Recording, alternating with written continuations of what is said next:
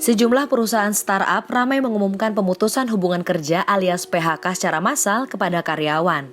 Terbaru, induk Facebook Meta dikabarkan akan memotong jumlah karyawannya mulai minggu ini.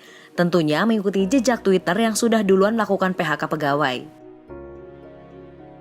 Meta bahkan sudah mengatakan kepada pegawai untuk membatalkan perjalanan tidak penting pekan ini. Meta diketahui punya 87.000 pegawai per September 2022. PHK besar-besaran ini diyakini akan berdampak kepada setidaknya ribuan pegawai. Dikabarkan, Meta diam-diam melakukan PHK 15% pegawainya atau sekitar 12.000 orang. Tak hanya induk Facebook, sebelumnya pun sudah ada sederet perusahaan teknologi yang melakukan PHK karyawan. Di antaranya yakni Zenius, yang melakukan PHK massal pada Mei 2022 kepada lebih dari 200 karyawan. Alasannya yaitu efisiensi karena ketidakpastian ekonomi global. Masih di bulan yang sama, perusahaan Link Aja pun mem-PHK kurang lebih di bawah 200 karyawan. Dengan alasan reorganisasi SDM dan fokus bisnis. September 2022, PHK massal juga dilakukan perusahaan Shopee Indonesia. Alasannya adalah efisiensi karena ketidakpastian ekonomi global 2023. Mereka yang di-PHK mulai dari level head of department, senior manager, hingga posisi-posisi entry level atau junior staff. Bulan berikutnya, Oktober 2022, PHK dilakukan oleh perusahaan Grab, yakni PHK karyawan Grab Kitchen Indonesia di divisi sewa dapur atau cloud kitchen.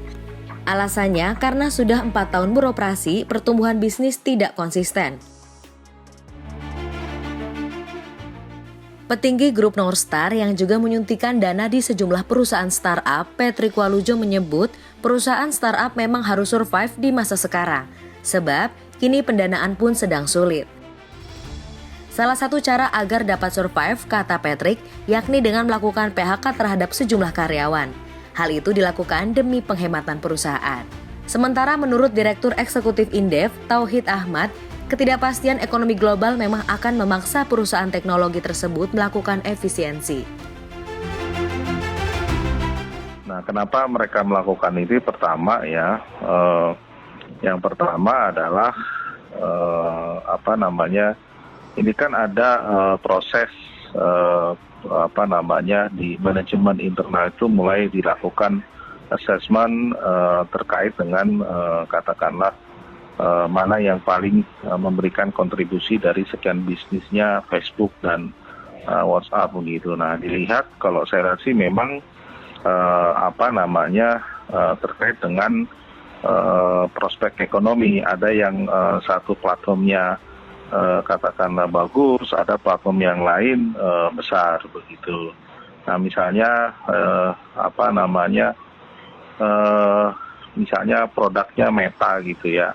Itu kan mulai terjadi penurunan di medsosnya kala bersaing dengan bisnis platform dari TikTok dan sebagainya, sehingga ya mereka harus lakukan efisiensi gitu, karena tadi ya platform yang dia kemukakan bisa mengalahkan TikTok kagak berhasil begitu saja, sudah mulai memang terjadi penurunan. Jadi bisnisnya seperti itu. Jadi kan kompetisi di digital ekonomi ini tinggi gitu ya.